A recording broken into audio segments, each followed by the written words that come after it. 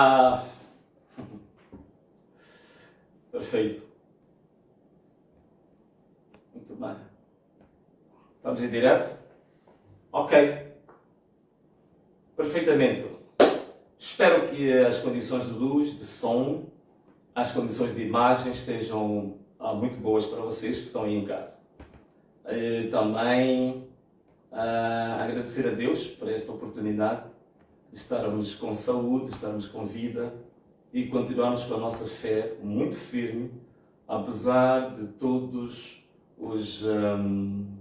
as barreiras, todos os portões do inferno que tentam nos parar, apesar de todos os vales da sombra da morte que tentam nos visitar, mas Deus tem nos mantido vivos, vigorosos, com toda a motivação para lutar por esta terra e para lutar pelos moçambicanos.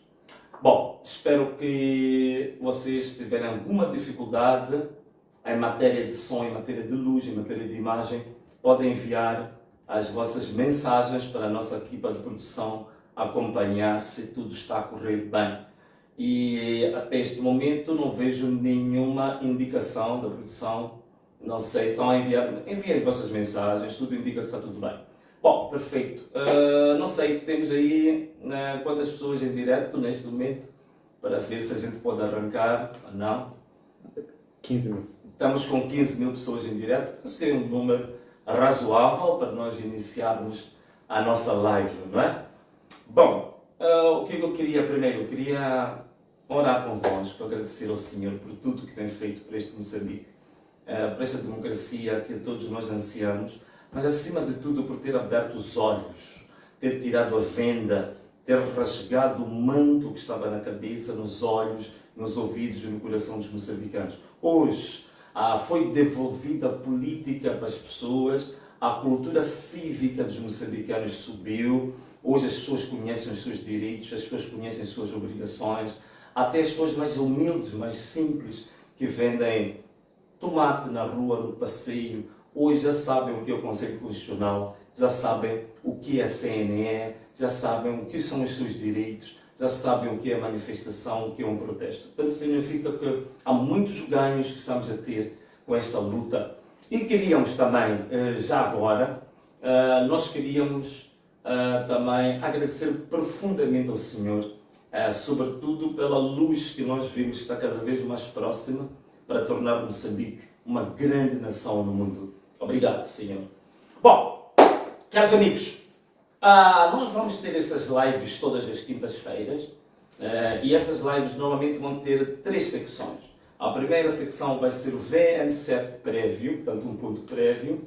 Depois vamos ter o VM7 análise, portanto vamos analisar um tema da semana, um tema do mês, e vamos ter o VM7 denúncias. Portanto, casos que vocês sabem, nós já lançamos um e-mail onde vocês podem lançar as vossas denúncias de injustiças que estão a sofrer, tanto no setor privado como no setor público. Enviam e-mails para nós e vamos, com a nossa vasta equipa de pesquisadores, analisar, procurar esclarecer, buscar as provas e depois disso vamos falar desse assunto, a busca de uma solução para o teu problema. Bom, vamos diretamente ao assunto. Nós temos um ponto prévio hoje. Qual é o ponto prévio que nós temos? O ponto prévio é exatamente LAM, ou LAM, como algumas pessoas costumam dizer, LAM. Portanto, está a dominar o debate nacional hoje a alienação de cerca de 91% das ações da LAM. Para quem quiser uma palavra simples, venderam a LAM, 91% daquilo que é a LAM está vendida para operadores, não vamos dizer privados, mas sociedades anónimas, mas maioritariamente, digamos assim, controladas pelo Estado. Aquilo que o professor Tibana chamou das 3 Marias, não é? Significa que nós temos a IMOSE, temos a HCB e temos a CFM. Então, todas essas empresas são empresas que fazem parte daquilo que se chama do setor empresarial do Estado, não é? Setor empresarial do Estado. Portanto, aqui está a passar uma imagem que não devia passar agora, uma imagem está um pouco adiantada. Penso que a nossa produção tinha que esperar um bocado no momento certo para nós mostrarmos isto. Ok, nós aqui temos temos aqui 91% da LAN. Vocês não conseguem pôr uma janela aí ao lado também para as pessoas ainda continuarem a ver o Venâncio. Portanto, ok, está aí. Então, assim está bem. Perfeito. Então, estava a dizer que nós vendeu-se este governo daquilo que eu chamo de governo do Zoto. O governo de vamos ver lá à frente. Agora precipitou-se e vendeu 91% das ações às Três Marias. Portanto, EMOS, HCB e CFE. Mas o que acontece? O que nós podemos dizer sobre isto? Primeiro, esta é uma operação um pouco precipitada. É uma operação que é feita de acordo com conversas de café. É uma operação que é feita de acordo com conversas informais e banais e não propriamente com um entendimento muito claro do que é realmente os grandes negócios do Estado. A primeira coisa que nós temos que nos ater aqui é que não se pode fazer uma venda de ações desta natureza sem primeiro fazer um estudo de viabilidade técnica e financeira dessa operação. Isto é o primeiro ponto. E nós ouvimos o porta-voz do governo de Matéria Reza, a dizer que esta é uma operação quase fiscal. Portanto, nós notamos que não houve estudo nenhum. Ponto número 1, não houve estudo, não houve nenhuma análise de risco financeiro, não houve nenhuma análise fiscal, não houve nenhuma análise em matéria de investimento e nenhuma análise sobre os riscos que este investimento ou esta venda pode trazer para o setor empresarial do Estado. Uma das questões que é importante nós nos atermos aqui é que as empresas que neste momento vão deter os 91%, sendo de um setor empresarial do Estado, significa que nós estamos a transferir o risco fiscal que estava concentrado na LAM para empresas, mas que na globalidade o endividamento permanece no setor empresarial do Estado. Que já sabem vocês que há muitos estudos que mostraram que o setor empresarial do Estado é um dos setores que compõe o maior risco fiscal para o país. Então significa que em matéria de risco fiscal, em matéria de endividamento público e o risco que isso representa para a economia, não há nada que mude, porque o investimento continua dentro de um setor problemático, deficitário, e se nós formos olhar a EMOS hoje, é uma empresa que está cheia de problemas, não vale a pena que hoje detalharmos. A única empresa que tem mais ou menos um balanço estável, também digamos que mais ou menos, é a HCB. CFM, como vocês sabem, também tem um endividamento muito elevado e neste momento também com ela própria, o CFM, também já é um risco para o setor empresarial do Estado. Portanto, significa que esta operação é uma operação precipitada, é uma operação que não foi feita com base em nenhum estudo, nenhuma análise macroeconômica e fiscal do próprio investimento. Outra questão também que é importante é dizer o seguinte, é que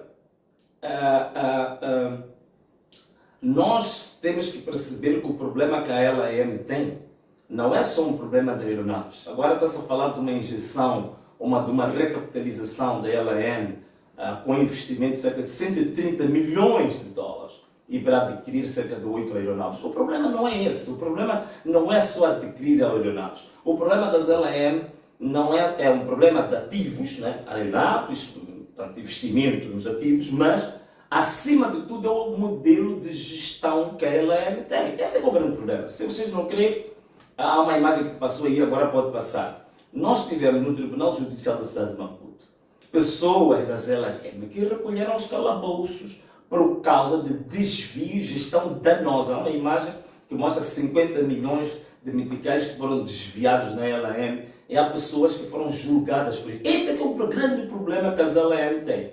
Este é o grande problema que as LAM têm. Outra questão também, vocês sabem, ainda muito recentemente, a LAM, digamos assim, alugou, digamos assim, uma aeronave vinda da Indonésia, vocês sabem, que ficou quase um ano, portanto foi no início de janeiro, que depois de cerca de 71 milhões de meticais, mais ou menos, um pouco mais de $1 milhão, que a gente pagou para alugar uma aeronave que não chegamos a usar. A aeronave voltou. Ainda há pouco tempo, depois de 5 anos, isto é, em 2019, a LAM mandou 2 aeronaves Embraer para o hangar em Quênia. E a ideia em Quênia era para vender aquelas aeronaves. Não conseguiram vender as aeronaves, estavam a pagar uma fortuna todos os meses, quase $50.000 só de parqueamento de 2 aeronaves. E chegaram à conclusão que os custos que tiveram só com o parqueamento das aeronaves eram tão grandes que acabaram fazendo o quê? Presta atenção no que vou dizer. Venderam as aeronaves em peças. Significa que a própria ZLM estava virada uma sucata, ou uma sucateira, ou uma empresa, aquilo que se diz hoje, um scrap, uma scrapeada, como diz os miúdos hoje. Então, este é o problema que a LM tem. O último relatório de contas das LM mostravam deficiências muito grandes na gestão, e uma das grandes questões são os camaradas que viajam de um lado para o outro sem pagar. Antigos combatentes, os filhos, não sei o que. Então, isto é que levou a LM à derrocada. Isto é que levou a LM à falência. Então, não é um problema só de comprar aeronaves. É preciso um novo modelo de gestão da LM. É preciso também fazer um estudo muito pormenorizado, uma requalificação. Portanto, antes de vender a LM, era preciso uma requalificação e reestruturação da LM. Só depois disso é que a LM podia ser vendida. Não nestas circunstâncias. Outra questão importante. CFM, o que entende da aviação? Zero. HCB, o que entende da aviação? Zero. EMOS, o que entende da aviação? Também zero. Hoje, o importante, e aqui está, temos aqui, este manifesto, se tivessem copiado como deve ser, explica muito bem como é que esses exercícios devem ser feitos. Este manifesto explica muito bem, muito bem. Mas antes de irmos ao nosso manifesto, queria explicar aqui uma coisa. Primeiro, é preciso perceber que esta operação, e aqui concordo, eu vi um artigo muito bonito que foi escrito por acho que é um pseudónimo, alguém diz que é Alfredo Molhano, mas não sabemos se a pessoa existe, que ele diz claramente que, primeiro, era preferível o Estado ter alienado 49% da participação e ficar com uma participação maioritária de 51%. Portanto, isto seria mais equilibrado. Outra questão também que se podia fazer era abrir o mercado, não só para as Três Marias, isto é, EMOS, CFM, HCB, mas abrir para o mercado internacional. E aí, naturalmente, teríamos várias opções, como, por exemplo, só aqui em África você tem a Ethiopian, que é a Airways, que é uma empresa muito eficiente do ponto de vista técnico, muito eficiente do ponto de vista operativo, muito eficiente do ponto de vista da gestão. Ou você teria também aquela companhia que me trouxe aqui no dia 9 de volta para o país, que é o Qatar Airways. Por exemplo, era importante abrir o mercado, permitir que essas grandes companhias internacionais também pudessem participar nesta oferta pública de ações, não é? Como se diz em Portugal, OPAs. Então, o que acontece é que também isto não foi feito. Mas por que não foi feito? Uma razão muito simples, presta atenção, abre bem os ouvidos que eu vou dizer agora, você vai entender por que o governo de Mata Reza não quis abrir o mercado para o mercado internacional. Passa a repetição. Por uma razão muito simples, é que se fosse para vender no mercado aberto internacional, digamos, na praça internacional, as contas da LAM deviam ser com padrões contabilísticos internacionais. Significa que todas as falcatruas que andaram a fazer na LAM viriam a público. E uma forma de fechar isto, camuflar isto, esconder isto, foi a opção de fechar o mercado e vender para empresas, na verdade, empresas do setor empresarial do Estado, que na verdade são empresas do Estado, controladas pelo mesmo ente que é a Frelimo. É a Frelimo que faliu a LAM, é as empresas controladas pela Frelimo que compram a LAM. Não se fez o quê? Nada. Anamalala. Não há nada. Portanto, na verdade, é um mau exercício, na verdade, é uma péssima operação, na verdade, o risco vai aumentar para o nosso mercado. Na verdade, os operadores, os investidores internacionais não vão acreditar em Moçambique. É um sinal de desconfiança e isto vai repelir os investidores estrangeiros para Moçambique. Portanto, isto é um mau sinal, significa que uma das maiores operações financeiras, operativas, que é feita no setor empresarial do Estado é uma catástrofe, uma autêntica catástrofe. e querem continuar tal e qual a controlar as coisas e a falir. Não tem hipótese a LM de sair da situação em que está. Bom, esta era a questão que nós queríamos colocar aqui sobre a LM. Mas há uma coisa que é importante. Não é só andar a vender, ações. É importante uma coisa, daí que eu mando aqui dizer. É importante o que nós vamos dizer aqui no manifesto sobre isto. É muito importante. Tem aí a imagem do nosso manifesto. Mostra-me só os pilares, os 6 pilares do nosso manifesto, para vocês entenderem. Aqui tem os 6 pilares muito importantes do nosso manifesto. No primeiro pilar, nós falamos de quê? Da reforma do Estado. É importantíssimo, vocês podem, aqui na reforma do Estado, tem uma questão extremamente importante que estamos a ver, que estamos a falar dessas questões. Eu gostaria que vocês também pudessem comprar este livro, porque este livro existe, este manifesto está no mercado, vocês podem comprar este manifesto. Na página 73 deste manifesto, na página 73 deste manifesto, aí está a página 73 do manifesto, espero que vocês consigam aí ver muito bem. O que diz esta página? Esta página, dentro do primeiro setor, dentro do primeiro pilar que é a reforma do Estado, há uma componente, chama-se componente 4, que é gestão responsável e eficiente dos recursos do Estado. Se nós formos a passar um pouco mais para frente, na página 74, vão ver a grande solução que nós estamos a trazer para estas questões de roubalheira, da destruição do património. Aqui, eu não vou ler tudo, mas é importante, até vou ler o que está aqui sublinhado, digamos, o que está aqui sublinhado, que nós temos, nos primeiros 6 meses em exercício, o Presidente da República que sair desta candidatura levará à Assembleia da República uma lei de responsabilidade fiscal. Atenção a isto. Não se pode andar a reestruturar empresas do Estado sem que a gente tenha uma lei de responsabilidade fiscal, porque a gente tem que saber onde é que estão os cabecilhas. Vamos lá. Com vista a aprimorar o quadro jurídico e reformulação e implementação da política fiscal, também será promovido o estabelecimento de um Conselho Fiscal independente. Paro por aqui, não quero descansar, andar a ler o manifesto de novo. 2 coisas importantes. Portanto, uma lei de responsabilidade fiscal, um Conselho Fiscal independente. Isto é fundamental. Senão estamos a fazer a mesma coisa. É aquilo, mostra-me lá a imagem, por exemplo, aí de Fernando Lima, que fala um pouco do que aconteceu nas eleições. Ele faz uma frase muito interessante, é uma frase da primeira página do canal de Moçambique, em que está o Fernando Lima. É muito interessante ver o que ele diz sobre o processo eleitoral, que vamos dizer que é praticamente a mesma coisa que vamos dizer sobre estes negócios do Estado. Não conseguem ter a página? Está bem. Então, o que o Fernando Lima diz nesta página? Ele diz, aí está. O que diz aqui o Fernando Lima? Ele diz que naturalmente é preciso responsabilizar, é preciso sancionar, os cabecilhas do regime.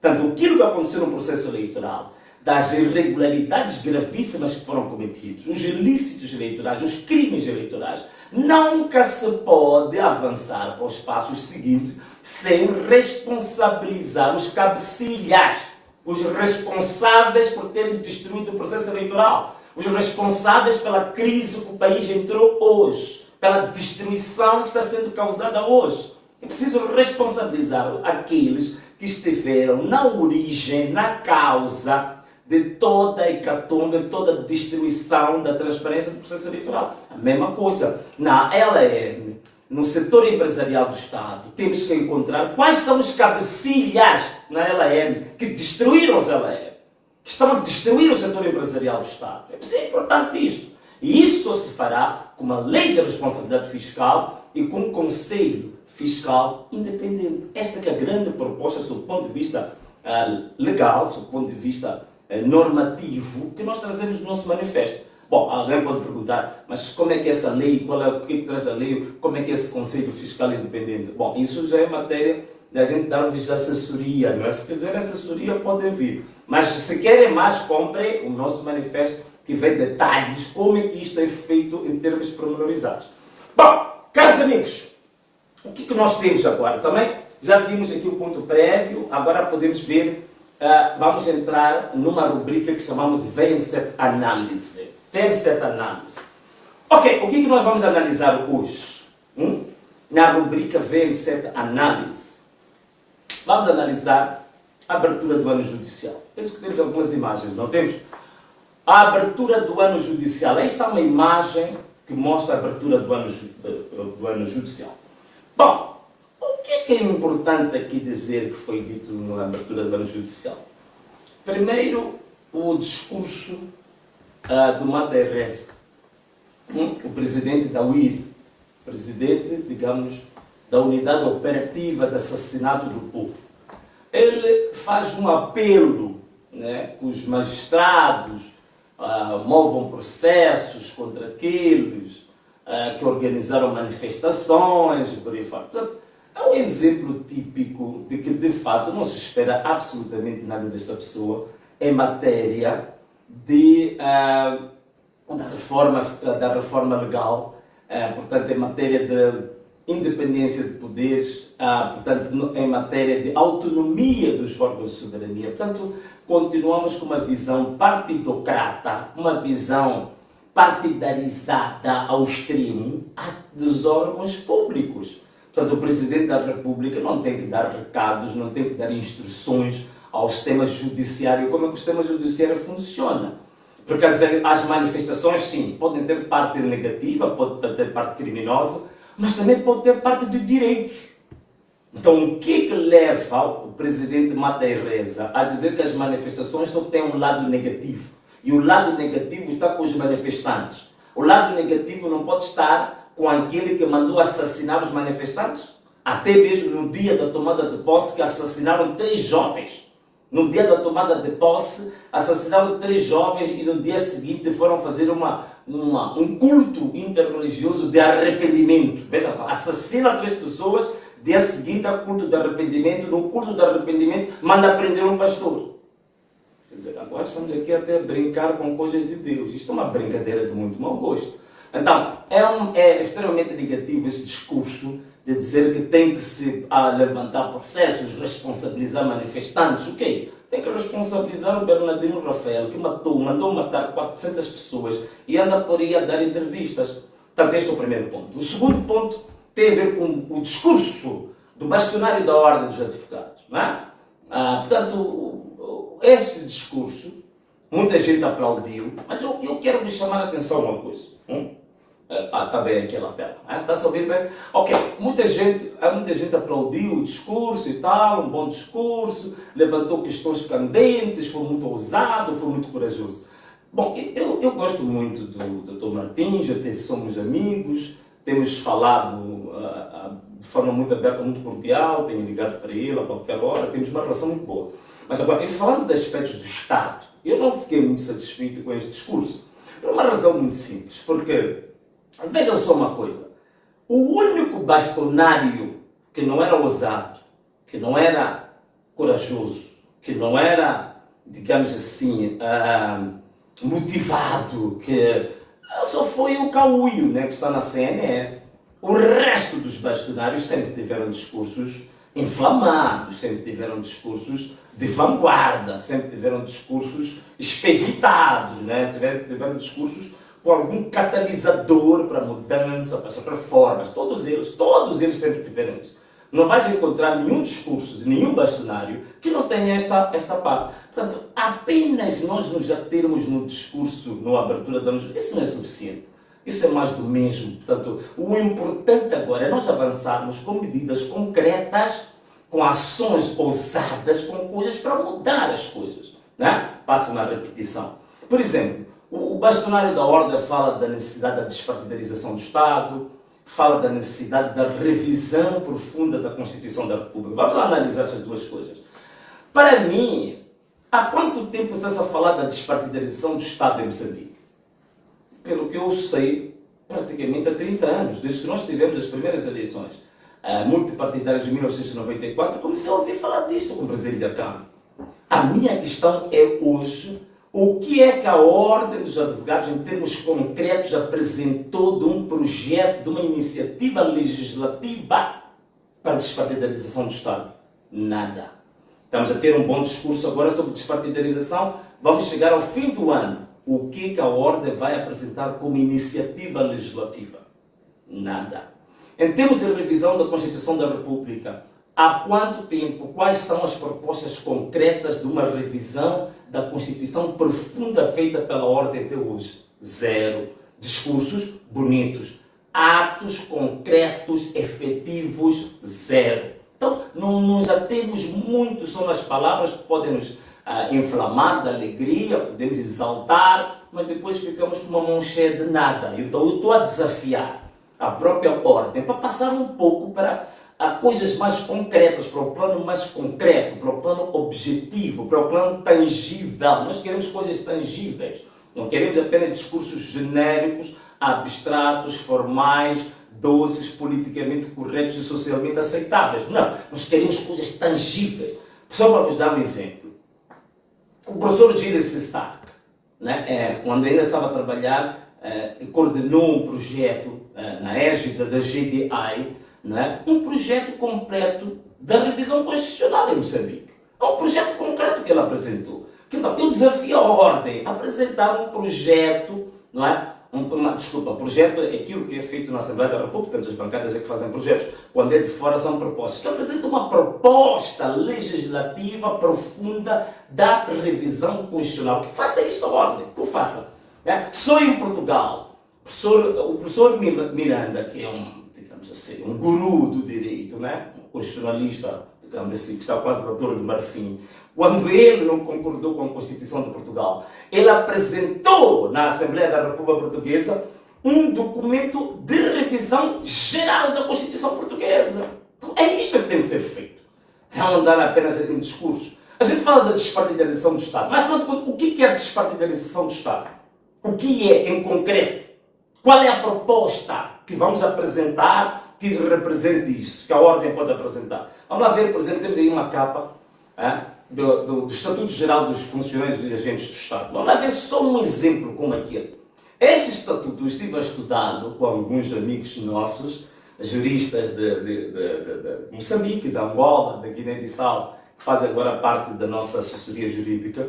E coisa curiosa, espantosa, existem mais de 10 artigos neste documento que para a contratação, progressão na carreira no Estado, vem a palavra, o critério da confiança. Confiança. A Constituição da República, se não estou em erro, no artigo 253, mostra como é que as pessoas acedem ao Estado, como é que acedem como contratados no setor público. E lá vem mérito, vem outros critérios, mas vem mérito, que eu saliento. Não vem confiança. O que é isto, confiança? Significa que o que está aqui no Estatuto, que dizem que a confiança é importante para a progressão na carreira, para a contratação, por outro lado, estamos a dizer de onde é que vem a confiança? Um critério subjetivo. O que é a confiança? Confiança é você ter o cartão de um partido político que está a controlar o Estado. Então, esta, por exemplo, podia ser um dos elementos do que é despartidarizar o Estado. Vamos pedir a revisão do Estatuto Geral dos Funcionários e dos Agentes do Estado e retirar a palavra confiança como critério para aceder ao setor público. Aí estaria uma coisa concreta que eu desafio a ordem, por exemplo, a dizer, por exemplo, fazer uma análise sobre isto. Mas para falar de um aspecto pequeno, mas que isto aqui é importante, né? Bom, eu queria fechar este assunto, esta rubrica do VM7 Análise, eu queria ir para uma outra rubrica que é VM7 Denúncia, que para essa rubrica nós já temos uma vinheta. Passa a vinheta e daqui a pouco voltamos a falar. Até já. A desertificação já começou. A corrupção na exploração da matéria secreta. Estamos a devastar o país, desertificado.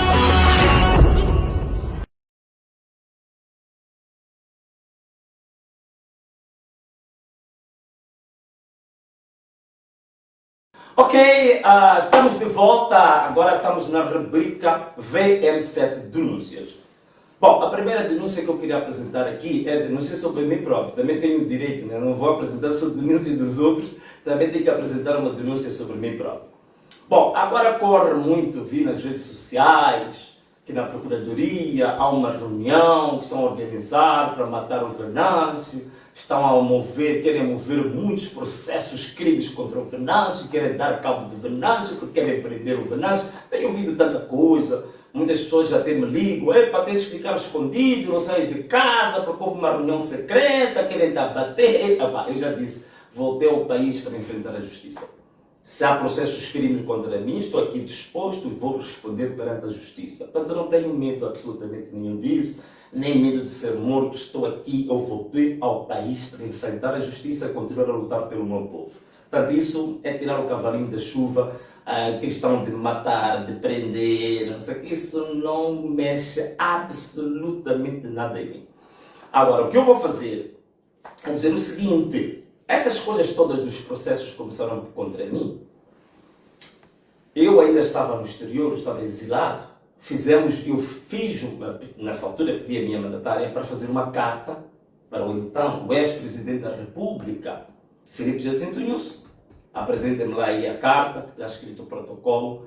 A presidência da República, ainda está aí, a presidência da República de Moçambique recebeu esta carta. E nesta carta, nós colocávamos para o presidente Filipe Jacinto Inhosse a questão de clarificar os processos crime que estavam a ser movidos contra o Venâncio Mondlane. Porque ele dizia que eu devia vir ao diálogo. Então eu disse, processos crime, mandatos de captura, onde é que estão? Esta carta não teve resposta até hoje. Está aí. É uma carta de novembro, né? Penso que esteja a ver muito bem. Não teve resposta até hoje. Se o Estado tem movido os processos de crime contra um cidadão, o cidadão pede esclarecimento, o Estado tem que dizer, as instituições públicas têm que dizer, o teu crime é 1, 2, 3, 4 e 5. Não houve. Do mais alto magistrado da nação, né, com todos os problemas técnicos que essa palavra tem, mas o mais alto magistrado da nação não me respondeu quais são os meus crimes, ou quais eram a abordagem que ia fazer contra os meus crimes. Vamos lá passar para o slide seguinte. Esta é a minha denúncia de hoje.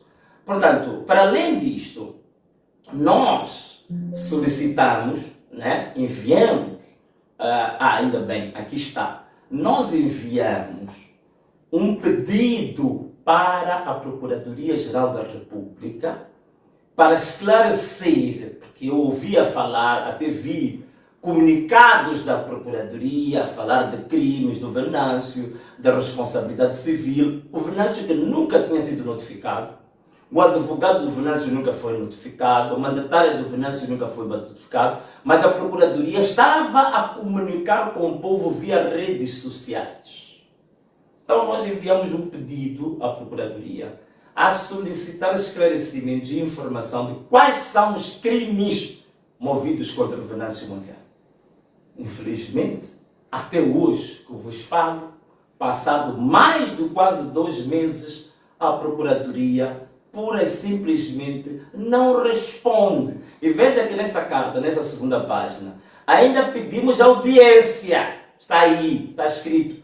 Pediu-se audiência ao Procurador-Geral da República. Até hoje não responde ao pedido de audiência. Então, em que país é que nós estamos? Mostra-me lá o documento a seguir, que tem a ver, penso eu, que é o documento que mostra em detalhes o pedido que foi feito. Não, este aqui está bem, tudo bem, não tem problema. Este documento, como vocês veem, é uma instrução do tribunal para se bloquear as contas do Venâncio Mondlane. Portanto, bloqueou-se as contas bancárias do Venâncio Mondlane, mas a própria Procuradoria não diz quais são esses crimes ou processos que motivaram bloquear as contas do Venâncio Mondlane. Está aqui uma instrução judicial a mandar bloquear as contas do Venâncio sem fundamento, sem notificação, sem conhecer qual é o processo. Por isso hoje tomamos a decisão de questionar os próprios bancos que bloquearam as contas. Qual é o fundamento que vocês usaram para bloquear as contas do Venâncio Mondlane? E já pedimos, já mandamos ofício para os bancos, para que os bancos digam em que se basearam para bloquear as contas do Venâncio Mondlane. Qual é digamos assim, qual é a instrução? Porque os bancos também têm um contrato com os clientes. E têm um contrato de confidencialidade com os clientes. Portanto, os próprios bancos não podem, só porque veio uma ordem judicial, automaticamente bloquear uma conta. Não pode. Isto tem procedimentos. Não é tão automático assim. Veja só, tem as contas bloqueadas. Peço para passar para o outro slide, Agora aqui estou a aproveitar também esse espaço para falar de mim próprio. Né? Então passo para outro slide, faz favor. Então, nós temos, eu penso que deve ser o documento que mostra em detalhes o pedido que foi feito à Procuradoria. Tá, aí está, aqui está. Portanto, um pedido de informação detalhado à Procuradoria a solicitar, podemos passar para a próxima página, né? Vamos passar para a próxima página. Estão a ver aqui a solicitar informação, mas vamos lá passar para outra página para vermos esta procuração, passamos para outra página. Olha, para aqui um bocadinho. É importantíssimo ver esta publicação do jornal País. Antes da minha vinda a Moçambique, há uma conferência de imprensa que foi dada pelo presidente do Tribunal Supremo, né, o Dr. Adelino Muxanga, a dizer que não havia processos nenhuns contra Venâncio Mondlane. Mas vejam que a Procuradoria já tinha feito comunicados públicos a dizer que havia processos contra Venâncio Mondlane. Peço para passar a outra página. A página a seguir. Peço para passar. Pode ser ainda o mesmo assunto. Portanto, aqui também, isto aqui importa, não é? Ainda fala ainda do Tribunal Supremo. Podemos passar para outra. Né? Ainda aqui sobre o Tribunal Supremo. Podemos passar para outra página. Portanto, aqui também ainda fala do mesmo assunto. Não sei se há alguma coisa interessante aí, tanto até o fim. Portanto, isto é importante ver até que ponto é que as nossas instituições estão a trabalhar. Portanto, a Procuradoria até agora não apresenta nenhum processo contra o Venâncio, mas diz ao público que há processos de crime contra o Venâncio Mondlane. Então, podemos ver o próximo slide nessa matéria. Penso que é o último, né? Já não temos nada. Mas queria informar que nós já começamos também. Temos um grupo de juristas, tanto a nível nacional como a nível da África, que estão a apoiar esta causa e que eles já, digamos assim, estão-nos a instruir, estão-nos a orientar neste momento a tomar algumas ações. Portanto, já começamos com este processo, começamos com os bancos, para os bancos esclarecerem até que ponto é que tiveram base para o bloqueio das minhas contas. E também queremos esclarecimento sobre os processos de crimes movidos contra o Venâncio Mondlane. Portanto, esta parte tem a ver com a denúncia que eu próprio estou a levantar em relação ao assunto privado. Mas também nós temos outro tipo de denúncias, não é? Temos denúncias, aqui eu vou pegar na minha cábula, porque nós temos um e-mail em que nós, no nosso e-mail, estamos a receber milhares de denúncias. E vão desculpar, não vamos poder mostrar todas as denúncias, né? Não vai ser possível mostrar todas as denúncias, mas vamos selecionando algumas, sendo certo que nós estamos a solicitar que as pessoas apresentem o maior número possível de provas, não é? A primeira denúncia que nós temos, que foi apresentada aqui, é um assassinato que aconteceu em Tete, né? Aqui temos, exato, muito bem, temos aqui um assassinato que aconteceu em Tete, um baleamento mortal do jovem John Chimika Tomé. Portanto, é importante que as denúncias tenham nomes, tenham como é que ocorreu, se possível, o contacto para nós falarmos. Portanto, foi no dia 24 de dezembro de 2024, aqui fala a pessoa que fez a denúncia, onde o meu irmão, de nome John Chimika Tomé, falecido no dia 24, vítima de baleamento mortal no peito, veja só, residia no bairro da Liberdade, unidade 12. Vejam só, tá? E veja uma coisa, vulgarmente conhecido como bairro 12, distrito de Moatize, província de Tete. O mesmo não fazia manifestação, saía da sua atividade de garimpo, vinha de motorizada, chega ao terminal, o homem deixou a moto próximo da padaria Gafuri, o homem viu a polícia desdobrar-se de Mahindra e um dos policiais apontou a arma e disparou um tiro no peito do malogrado. De referir que o jovem foi um dos revolucionários da causa. Foi membro da mesa do Podemos. Deixou uma viúva e 2 filhas. É importante referir quando diz foi membro da mesa do Podemos. Esses todos que eram membros da mesa do Podemos eram pessoas que trabalhavam no projeto do Venâncio Mondlane. O Podemos nunca teve pessoas para fiscalizar o processo. Portanto, é muito importante, queremos deixar essa denúncia para se ver que temos casos concretos em que a polícia está a assassinar pessoas. O jovem que não estava metido em nenhuma manifestação, a sair da sua atividade de garimpo com a sua motorizada, leva um tiro no peito. Aqui é um caso concreto, porque às vezes dizem que a gente não apresenta casos, a gente não apresenta nomes, não há. Aí está um caso concreto. Temos também um baleamento que aconteceu aqui perto, em Chibuto. Aqui está, em Chibuto. Portanto, aqui estamos a falar deste senhor irmão do Shelton Mafale. Boa tarde, venho por este meio pedir apoio para o meu irmão, que também é meu vizinho e que atualmente se encontra internado no Hospital Provincial de Xai-Xai. Ele foi baleado na perna durante as manifestações da cidade de Chibuto e estamos a pedir ajuda. Qualquer apoio será bem-vindo. Para mais informações podem entrar em contato. Está aqui, jovens baleados com balas reais. Ok, podemos passar para a próxima denúncia, né? Vamos passar para a próxima denúncia. Essa denúncia eu vou tentar resumir. Aqui estamos a falar de jovens que estavam na sua vida privada e chega um carro, né? Podemos passar para frente para vermos aqui a viatura. Uma viatura de marca AJA. Esta viatura, é bom tirar o meu quadrado daí para as pessoas verem a matrícula do carro, né? Era bom talvez passar o quadrado para outro sítio, porque aí as pessoas não conseguem ver. Ok, aí tens a chapa de inscrição, matrícula AJA 592 MP. Esta é uma viatura da polícia. Então, estes três homens da polícia, né, encontraram na Avenida Marginal, no dia 26 de janeiro, isto muito recentemente, às 6 horas, um Mazda D1000. Mazda D1000, foram lá, interpelaram os jovens, fizeram muitas ameaças, tentaram revistá-los à procura de suruma e não sei o que, eles não tinham suruma. Os jovens foram violentados agressivamente. Estão aí as provas dos tais polícias que fizeram isto. Se a PGR quiser, se o Ministro do Interior quiser, se o Comandante-Geral da Polícia quiser, tem que investigar este caso para saber por que foram agredir verbalmente jovens com acusações muito graves e sem nenhuma razão de ser. Bom, temos também outra denúncia.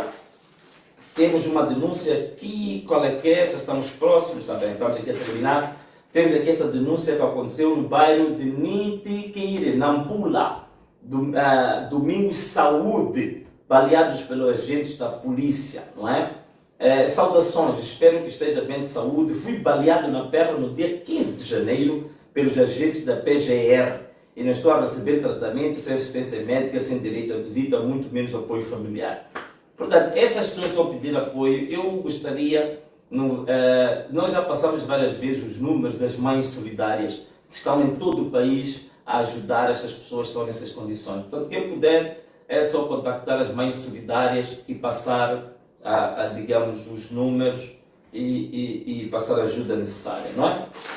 Portanto, temos também mais uma denúncia agora do Porto de Maputo. Porto de Maputo. Temos uma denúncia do Porto de Maputo, né?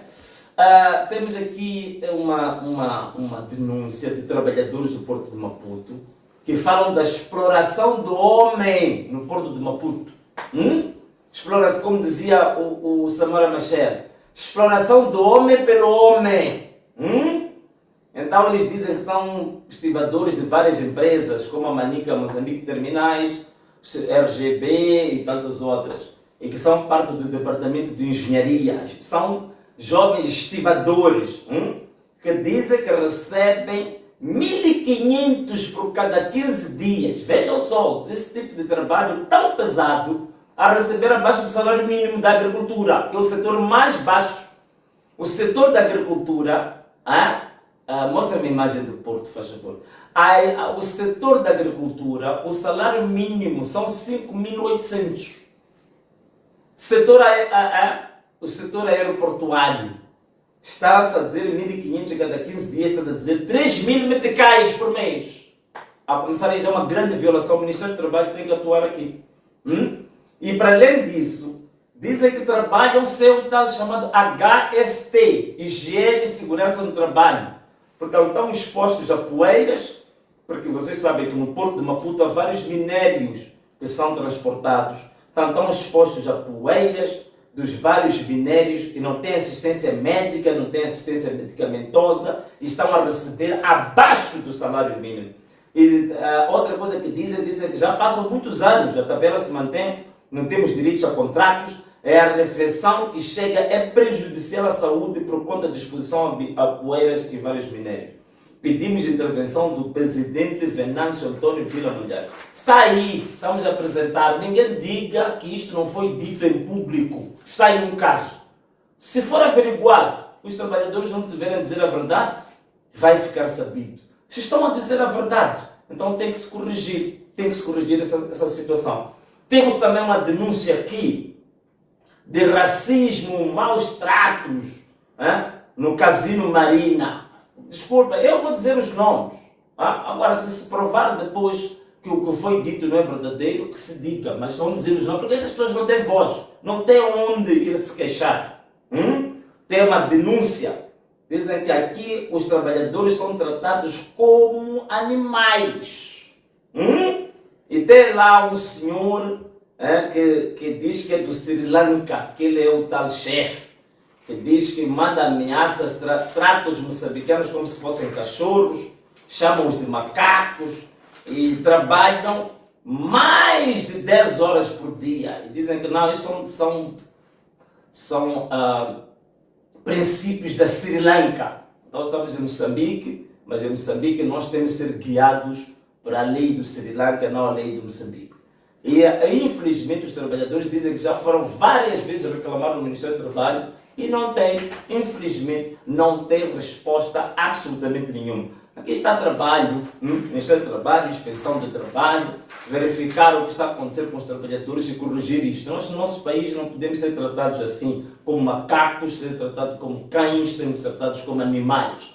Isto é inadmissível, ok? Acho que já tínhamos falado do Porto, já tínhamos falado disto. Temos já também aqui uma denúncia, a mesma denúncia, nesta tal de Chinatown também. Os trabalhadores reclamam maus tratos, são tratados como animais. Também vamos passar para a Escola Primária do Murupelana. Escola Primária do Murupelana. Então estamos agora a entrar no setor da educação. Não temos imagens. Está aí. Escola Primária do Murupelana, que agora duplicaram os turnos dos professores. E há 2 senhoras que estão a trabalhar lá, estão grávidas, quase no 9º mês. E são obrigadas a fazer 2 turnos numa situação de gravidez de quase 9. E são ameaçadas que não podem reclamar, não podem se queixar e têm que fazer horas extras, que essas mesmas horas extras depois não são pagas.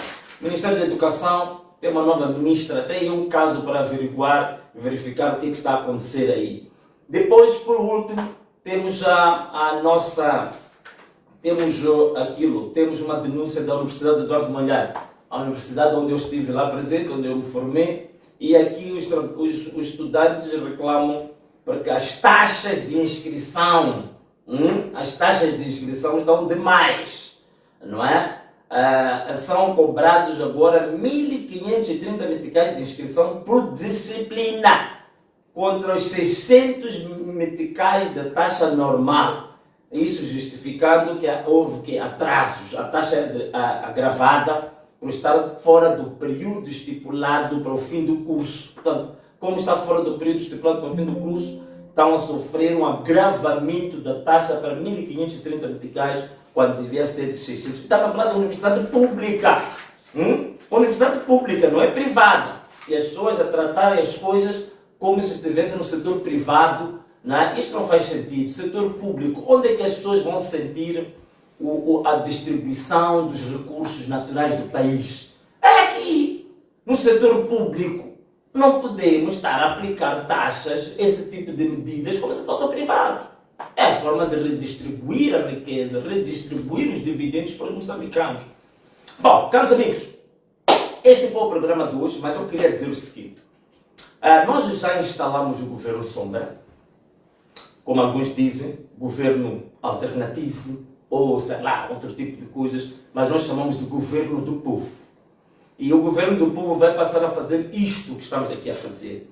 Não é? Não vamos permitir que o nosso povo seja enganado, não vamos permitir que haja má gestão da coisa pública, não vamos permitir que não haja monitoria das injustiças que estão sendo causadas ao povo.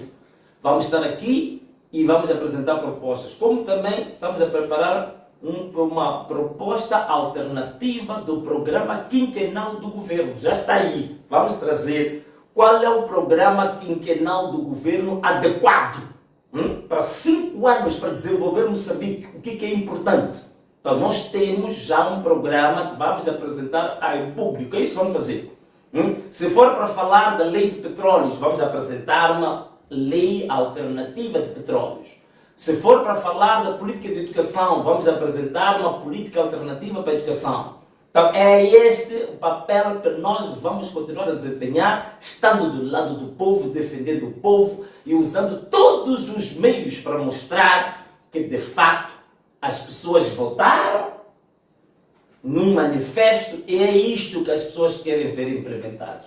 Então, é este trabalho que nós vamos continuar a fazer e vamos fazer. Mas para tal, nós temos colaboradores, pesquisadores nossos, também estão a ser perseguidos, perderam empregos, perderam os seus negócios para funcionar este governo do povo.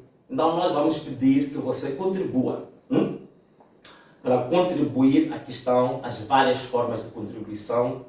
Portanto, você tem a conta M-Pesa, você tem a nossa conta Emola, você também pode, que estiver no estrangeiro, contribuir por via do PayPal, pode contribuir também via do Wise, você pode contribuir também por via da criptomoedas, ok? Nós também temos criptomoedas. Hoje em dia existem bancos virtuais de chamadas criptomoedas. Também tens aí uma forma, tens a possibilidade aqui à direita, tens criptomoedas, né? Tens a Bitcoin.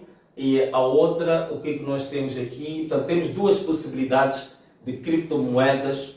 Tens aqui dentro do país Emola, M-Pesa, tens o PayPal, tens o Wise. Portanto, tens aqui todas as possibilidades de poder contribuir para o governo do povo. Fazer o quê? Primeiro, continuamos a pesquisar políticas públicas, fazemos pesquisa, analisarmos, propormos políticas que vão de acordo com aquilo que o povo quer.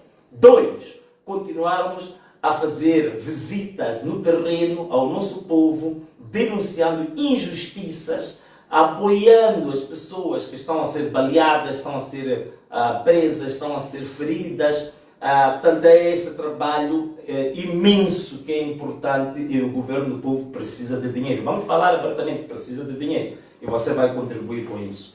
Quem puder, o povo no geral. Eu queria que a partir dessas contas, o povo no geral pudesse contribuir com 10 meticais por mês, ok?